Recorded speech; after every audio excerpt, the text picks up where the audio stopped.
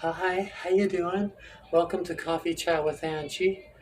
I'm Angie, and yes, I'm transgender, and yes, I have a very masculine voice, but hey, I'm just doing the best I can, just like everybody else. Oh boy, just like everybody else.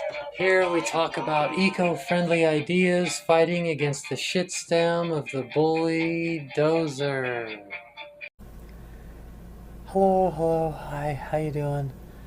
Okay, so this video is about how Egypt, European, white people, European. I mean, it is white people, but European people. There's a history there of not wanting black people to get credit for when they invent things or start things in history, and there's just so many examples of burning down churches, destroying documents type behavior, and things like that, and in all those years of me being a Rasta studying books that mostly black people would be interested in type stuff, and that I know from experience that there's many people that like me are upset because when you talk about ancient black history, it's not the Bible. The question isn't are the people in the Bible black people, because that would prove that everything comes from black people. That would be incorrect. The Bible doesn't win the old people contest. The Bible's not the oldest thing in any way. There's nothing oldest about the Bible. But one thing that we know extra well in Rasta is that Egypt, it was Mizraim, with the two redded mud hill lands, Upper and Lower Egypt. Two redded mud hill lands, I don't know, whatever, something like that. So Egypt, all the way to Egypt, Sudan, and Ethiopia, the Horn of Africa there, East Africa, that whole area there, at one point would have been called Ethiopia, which is why in the King James Version it mentions Ethiopia in the Garden of Eden story. But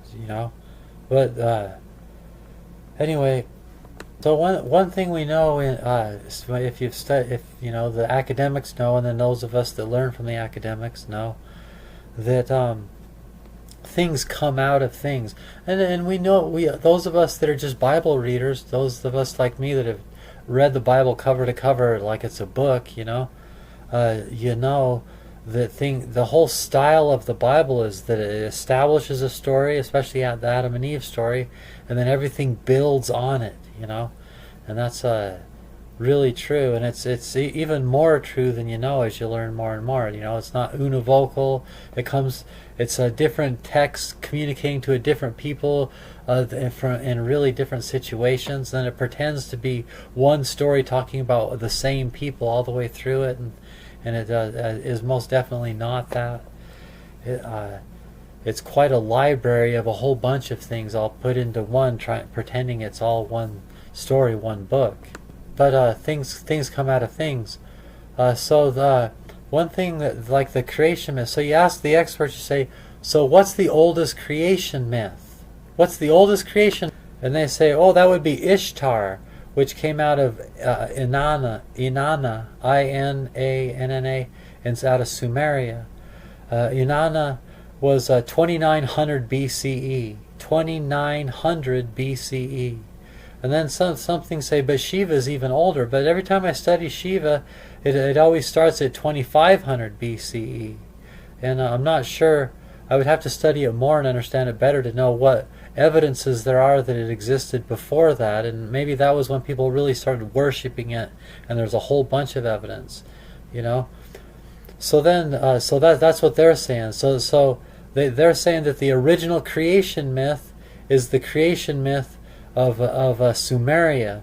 The creation myth of Sumeria is called Enuma Elish, and it starts out of the waters of chaos, and the creation myth. How the Adam and Eve story in the Bible comes out of the waters of the deep, and it involves waters and a similar type imagery. So then what's the one out of Egypt then? So they're saying it comes out of Sumeria, which is brown people, but that's what to them. They say that the Garden of Eden wasn't in Ethiopia, even though we know that that's where original man comes from anyway. Why not? It says Ethiopia. Just why do you guys have to be so stubborn? They say no, it's the Tigris and Euphrates River. That's Iran and Iraq or whatever they say. And it's like, dude, no. Oh, yes. Why? Because that's what the people there say. Everybody says everything comes from their people. So the Egyptian story is the story of Atum, Atum.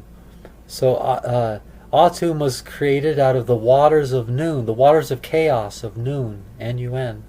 See, so it's the same thing. Out of the waters, they both tell a story of out of the waters of chaos. So there's people all over walking over saying, I listen to the scholars and all that, and the Egyptian story comes out of the Sumerian story because it's the same. Okay, so then what are the years of Atum? Atum is 2613 to 2181 BCE. Yep, 2613 is not as a, so Inanna is 2900 BCE. So that's older. Yep.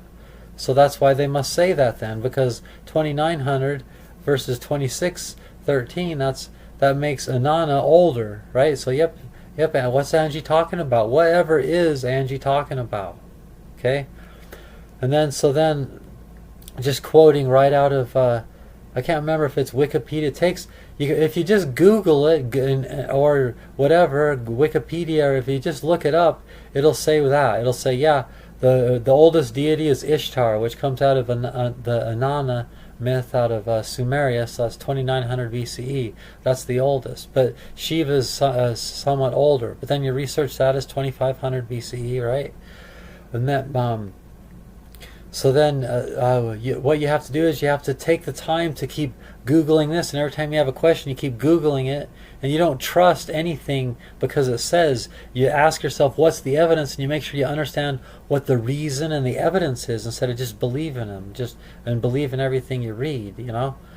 Okay, so here this says, quote, while direct written evidence for Atum is rare before the early dynastic period, archaeological and textual evidence suggests a possible presence of Atum like figures or concepts in the pre-dynastic periods. So the dynastic period, so the old kingdoms, they're all sometimes called, of Egypt, the dynastic period started at 2920. Okay, so in the early dynastic periods, there's much evidence that they worshipped Atum. And hence that myth that it came out of, and that started in 2920, so that's 20 years older, 2920. So so there's evidence of Atum being worshipped. They just didn't write it down. So the reason they're saying that Ishtar and Inanna is older is because there's written down evidences of worship. But there is, if you're saying it's okay that there's just evidence of that god and that myth, which I am. Then it's the old dynastic period, and there is evidence in concepts and archaeological findings of figures and stuff of Atum, that Atum existed before that. So we don't, maybe the myth was put together, there was just pieces of it or whatever, and but Atum was worshipped before the dynastic periods. It's most likely, but based on just the evidence that we have. So it's not crazy. So when and a lot of the people out of Africa that you just haven't heard of, there's a lot of archaeologists and really smart people, and they're trying to, if you study their works, they're trying to tell you, no, dude, things come out of Egypt, not Sumeria. Sumerian things came out of Egypt. Sumeria.